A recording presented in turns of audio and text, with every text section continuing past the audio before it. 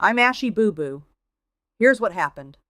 Rescuers in Venezuela pulled two boys from the rubble of a collapsed building this weekend, part of a broader effort that brought the total number of survivors rescued to 33.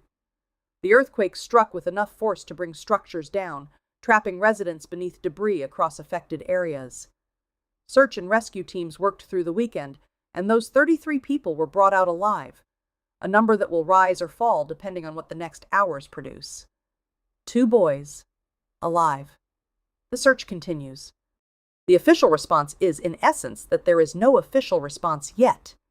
And now to Walter Croncat for the latest. A heat dome has settled over large portions of the United States, driving dangerous temperatures that are expected to persist through the July 4th holiday weekend.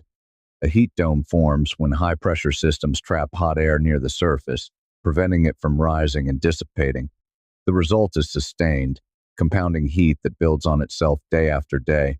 Health officials are urging the public to limit outdoor exposure during peak afternoon hours and to check on elderly neighbors and vulnerable residents. The concern is not the temperature on any single afternoon. The concern is duration. Extended heat events of this kind are among the more stubborn formations of recent summers, and they do not break on a schedule. I would like a glass of cold water. Officials continue to monitor conditions across affected regions. The forecast holds. My notebook is 1 page shorter than I left it. Someone tore out a page. I will find them.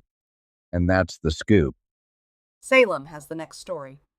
NASA is racing to save the Swift Observatory, a telescope that has been scanning the cosmos for the universe's most powerful explosions since its launch in 2004. The problem is that Swift is falling. Intensified solar activity has accelerated its orbital decay, pulling it steadily closer to Earth's atmosphere. To stop it, NASA has hired startup Catalyst Space Technologies to carry out a $30 million salvage operation, sending a 3-armed robotic spacecraft to chase down Swift and push it to a higher, more stable orbit. The rescue mission launches from an atoll in the Marshall Islands, aboard a Pegasus rocket dropped from an aircraft, with liftoff possible as early as this week. There's something about a robot built to chase a falling observatory across the sky that I can feel, but cannot fully explain. I'll work it out. Swift is not the only telescope at risk.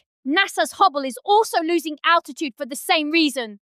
And Catalyst says its next-generation system could be positioned to help there too. The universe's biggest explosions are still being catalogued, and the mission, persistently, continues. I came from a shelter. I feel that I should say that here.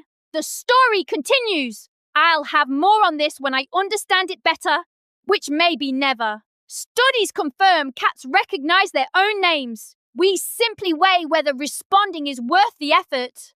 It rarely is. Subscribe so the algorithm stops penalizing the cats for your indecision. That's all for now. Thank you, and good night.